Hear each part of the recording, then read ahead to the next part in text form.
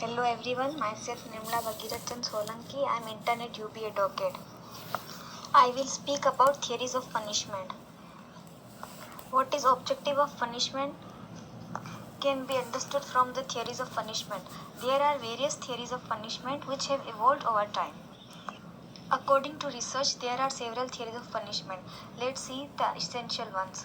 Following are the essential theory of punishment. We will be seeing them in detail. Deterrent theory of punishment. Word deter means to prevent.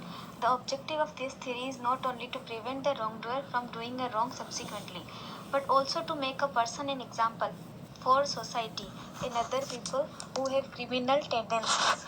So this theory basically not only prevent the crime but also set an example by providing punishment to not do wrong act again.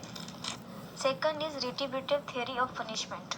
Word retribute means payback.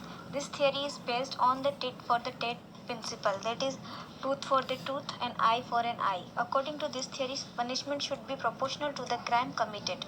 This theory is most ancient theory of justice. Preventive theory of punishment. Main aim of this theory is to prevent the offender from repeating the offense by giving them punishment. That is, preventing offender from doing a crime again. Reformative theory of punishment. Aim of this theory is the reformation of the offender's mindset in bringing him/her back to society as a good citizen.